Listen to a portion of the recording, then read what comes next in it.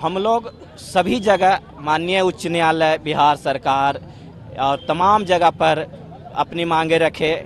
मांग क्या रखे सर? कहा जाता है कि किसी की आगे से रोटी खींच लेना और फिर उस रोटी के लिए ललचाना, और जब वो रोटी मांगे तो उसको कहते हैं कि मांग है। ये मांग नहीं है, बल्कि हमारा अधिकार है जो सभी विभागों को मिल रहा है, बशर्ते हमारे न्यायिक विभाग को छोड़े हुए हैं। जैसे मैं अनुकंपा सभी विभाग में लागू है, हमारे न्याय में नहीं है, यानी हमारे न्यायालय के स्टाफ को नहीं मिल रहा है। जो लोग कार्य के दरमियान ड्यूटी करते हुए हार्ट अटैक से मर जा रहे हैं, उनका परिवार बेघर हो जा रही है, रोड पर घूम रहे हैं, कोई सुनने वाला नहीं है।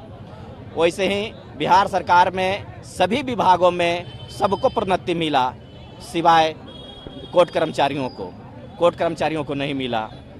हमारे वेतन विसंगति के बारे में है। वेतन विसंगति के लिए हमारे माननीय उच्च न्यायालय के जस्टिस ए के गांगुली साहब का आदेश है, आफ्ताब आलम कमेटी का, अपीलेट कमेटी का रिपोर्ट है, और हमारे माननीय उच्च न्यायालय का स्टैंडिंग कमेटी का रिपोर्ट है। इन सभी को दरकिनार करते हुए बिहार सरकार अपना तनाशाहपूर्ण रवैया अपनाते हुए हमें निरस्त कर दिया है और हमारी बातें नहीं सुन रहे हैं। अंत में मजबूर होकर के हम सब स्ट्राइक पर बैठे हैं और ये पूरे बिहार में अनिश्चितकालीन हड़ताल चलेगी जब तक बिहार सरकार हमारी बातों को नहीं सुनते हैं। सभी सरकारी कर्मचारी हैं, सभी न्यायालय के स्टाफ हैं। आगे आप लोग क्या स्ट्रेटेजी होगी, आगे क्या करेगा सरकार?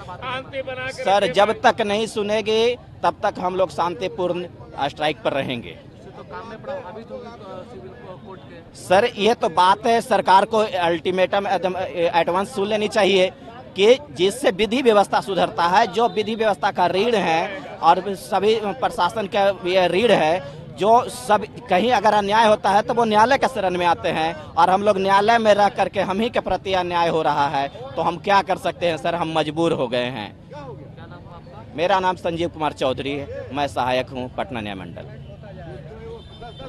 बताइए कि आज आप लोग स्ट्राइक पर बैठे हुए हैं, कोर्ट के बाद क्या कुछ आप लोग का डिमांड से क्या वजह है जिसके कारण स्ट्राइक पर बैठे? हम लोग बिहार व्यवहार न्यायालय कर्मचारी संघ के आह्वान पर आज शांतिपूर्वक कलमबद्ध सामूहिक अवकाश पे बैठे हुए हैं। उसकी हमारी 4 मांगे हैं: वेतन विसंगति, अनुकंपा, स्टेट कैडर और प्रोन्नति। ठीक है, हम लोग आजीज हो चुके हैं। हम लोगों के पास 1991 से लेके आज तक 35 साल के लगभग होने जा रहा है, लेकिन हम लोगों का कोई नहीं सुनने वाला है। हम लोग इसलिए आजीज हो गए हैं कि हमारे पक्ष में हमारे गार्जियन माननीय उच्च न्यायालय, माननीय उच्चतम न्यायालय के कई आदेश के बावजूद भी बिहार सरकार के कान पे जू नहीं रेंग रही है। मैं बता दूं, 1991 में माननीय उच्च न्यायालय पटना द्वारा स्नातक स्तरीय वेतनमान का अनुशंसा किया गया है, लेकिन बिहार सरकार नहीं मानी और 1994 में उसको रद्द कर दिया। फिर 1994 में ही रीट जो है CWJC 515694 उच्च न्यायालय में दाखिल किया गया, लेकिन बिहार सरकार द्वारा उसे भी लागू नहीं किया गया। उसमें माननीय न्यायाधीश AK गांगुली द्वारा कर्मचारियों के पक्ष में न्याय था, ऑर्डर था, लेकिन बिहार सरकार ने उसे भी नहीं माना। फिर क्या हुआ? फिर आफ्ताब आलम कमेटी द्वारा स्नातक स्तरीय वेतनमान की लागू करने के लिए अनुशंसा किया गया, लेकिन बिहार सरकार ने उसे भी नहीं माना। शेट्टी कमीशन में हम लोगों के लिए शेट्टी कमीशन द्वारा न्यायिक कर्मचारियों के लिए एक्स्ट्रा इंक्रीमेंट, पदोन्नति, विशेष न्यायिक कैडर आदि की अनुशंसा की गई, लेकिन माननीय सर्वोच्च न्यायालय के फटकार के बाद भी तत्कालीन कर्मचारियों को सिर्फ एक एक्स्ट्रा इंक्रीमेंट दिया गया, बाकी पदोन्नति भी नहीं दिया गया, विशेष न्यायिक कैडर भी नहीं दिया गया, और अभी तक पता नहीं कितने न्यायिक कर्मचारी जो है वो रिटायर हो गए, मर गए, कुछ नहीं हो रहा है। 2023 में माननीय पटना उच्च न्यायालय की स्टैंडिंग कमेटी ने 2 बार, एक बार नहीं 2 बार बिहार सरकार को स्नातक स्तरीय वेतनमान लागू करने के लिए अनुशंसा किया, लेकिन बिहार सरकार ने उसे भी लागू नहीं किया। उसके बाद 20/12/2024 को हम लोगों के सारे उच्च न्यायालय के सारे आदेशों को दरकिनार करते हुए विधि विभाग ने एक सकारण आदेश निकाला और उपरोक्त सारे प्रशासनिक न्यायिक आदेशों को दरकिनार कर दिया और कुछ भी हम लोगों को नहीं दिया गया। दिनांक 8/1/2025 को पटना उच्च न्यायालय के कर्मचारी संघ को हम लोगों को वार्ता के लिए बुलाया गया था पटना उच्च न्यायालय में। हम लोग गए, लेकिन वार्ता में कोई भी स्पष्ट आश्वासन नहीं दिया गया और कहा गया कि आप लोगों की बात से सरकार के कान में जू तक नहीं रहेगा। आप लोग व्यवहार न्यायालय के लोग से, यहाँ के लोगों से रेवेन्यू नहीं जाता है। और दूसरी बात है कि आप लोग कितना भी हड़ताल कर लीजिए, सरकार के कानों में जू नहीं रहेगी।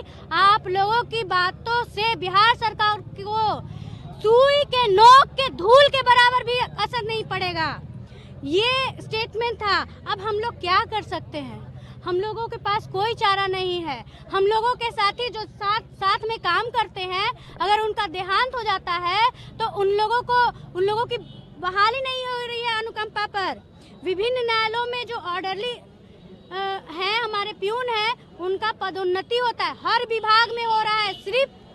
सिर्फ और सिर्फ बिहार न्यायालय कर्मचारी जो लोग हैं उनको छोड़ के बिहार सरकार हर किसी के लिए देख रही है, हम लोगों के लिए नहीं देख रही है।